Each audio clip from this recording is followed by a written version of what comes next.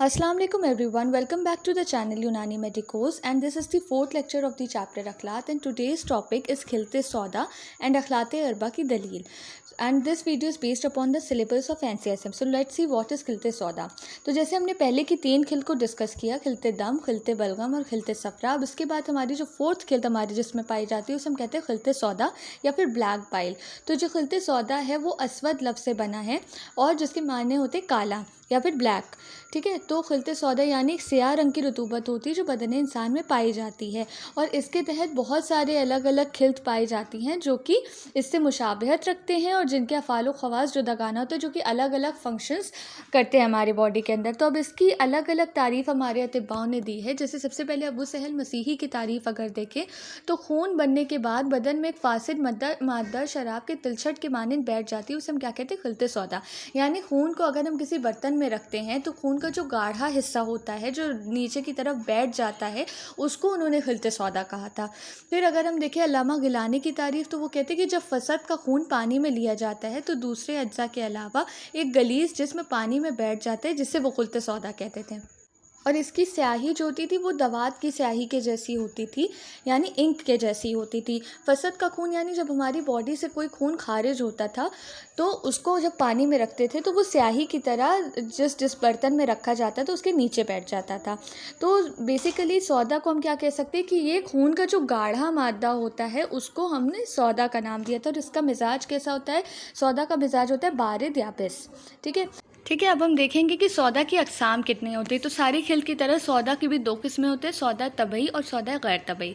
तो सौदा तबई क्या होता है? ये वो सौदा होता है जो खून सौले के साथ शामिल होता है और आज़ा को ग़िज़ा पहुंचाता है। यानी जो हमारे जिस्म का ब्लड होता है, खून तबई होता है, उसके साथ जो सौदा शामिल होता है और जो ऑर्गन्स को नरिशमेंट प्रोवाइड करता है उसे हम सौदा तबई कहते हैं। और सौदा गैर तबई क्या होता है? जो हर खिल्त के एहतराक से पैदा होता है। यानी जब जिसमें हरारत की ज़्यादती होती है और खिल्त का एहतराक हो जाता है, यानी तमाम खिल्त जल जाते हैं, तो उसे हम कहते हैं सौदा गैर तबई। यहाँ तक कि सौदा भी का भी अगर एहतराक हो जाता है तो वो भी सौदा गैर तबई की किस्म होती है।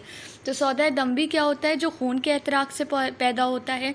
इसी तरह से सौदा सफरावी क्या होगा? जो खिलते सफरा है उसके एहतराक से पैदा होता है और वो शदीदुल फसाद होता है, यानी वो बहुत तेज़ी से बदन के अंदर फसाद पैदा करता है और चीज़ों को रद्दी करता है।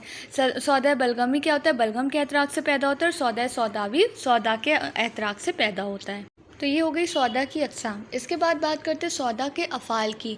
तो इसका पहला अफ़ाल तो हर खिल्त का कि खून को औज़ा को या बदन को तग़ज़िया प्रोवाइड करता है और खून के क़िवाम को गाढ़ा करता है। जैसे मैंने आपको स्टार्टिंग में बताया कि हम सौदा को क्या कह सकते हैं कि वो खून का गलीज़ मादा होता है, तो ये खून के क़िवाम को गाढ़ा करता है। तो ये ऑपोजिट है सफरा से। सफरा क्या करता था? खून के क़िवाम को रकीक करता था, और सौदा क्या करता है? खून के क़िवाम को गाढ़ा करता है। और ये कौन से आज़ा को तग़ज़िया प्रोवाइड करता है? जो आज़ा स्याह रंग के होते हैं या डार्क होते हैं, जैसे आँख का तबका है, मशमिया, बाल, तिहाल यानी स्प्लीन, दिमाग के बाज़ आज़ा को तग़ज़िया प्रोवाइड करता है या फिर सख्त आज़ा का तग़ज़िया करता है, ठीक है। तो ये हो गया सौदा के मेन अफ़ाल, जो कि वो नरिशमेंट प्रोवाइड करता है और खून को गाढ़ा करता है। सौदा की वजह से जो अमराज़ होते हैं उन्हें क्या कहते हैं? सौदावी अमराज़। यानी बदन में अगर सौदा की ज़्यादती हो जाए तो जो अमराज़ होते हैं उन्हें हम सौदावी अमराज़ कहते हैं। तो ये क्वेश्चन भी आपसे बार बार में पूछा जा सकता है। तो इसमें आते हैं यरकान सौदावी, सुलह सौदावी, सरतान सौदावी और मालन खोलिया, ठीक है। इसके बाद हम देखते हैं अरबियत अखलात की दलील, यानी अखलात 4 हैं। इस बात की दलील किस तरह से दी जा सकती? तो 2 लोगों ने इसकी दलील दी थी, दलील जालूनूस और अब दलील अबू सादिक।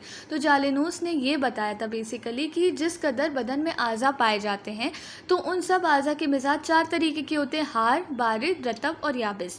तो इसी बेसिस पर, क्योंकि आज़ा अखलात से ही बनते हैं, इसलिए उन्होंने कहा था क्योंकि जो आज़ा हैं वो 4 तरीके के हैं और अगर ये अखलात से ही बने तो अखलात भी 4 ही होंगे, यानी हार, रतब, बारिद और याबिस है, जो कि कैसे होते हैं? दम, बलगम, सफरा और सौदा, ठीक है। उनके मिजाज के बेसिस पर उन्होंने बताया था। और दलील अबू सादिक ने क्या कहा था कि अखलात तग़ज़िया से पैदा होते हैं, मतलब जो ग़िज़ा हम लोग खाते हैं, जो ग़िज़ा हमारे बदन में जाती है उसी के ज़रिए तो खिल्त पैदा होते हैं। तो वो जो खिल्त पैदा होते हैं वो ग़िज़ा के नतीजे में पैदा होते हैं। और ग़िज़ा किससे बनती है? अनासिर से बनती है। और हमने अरकान के चैप्टर में पढ़ा था कि अनासिर 4 होते हैं। तो अनासिर 4 हैं जिनसे ग़िज़ा जो कि ग़िज़ा में शामिल होते हैं। तो जो ग़िज़ा हम खाते हैं उसी से खिल्त बनती है, तो इसी बिना पर उन्होंने कहा था कि जो अखलात हैं उनकी भी तादाद 4 होती हैं, जो कि दम, बलगम, सफ़रा और सौदा।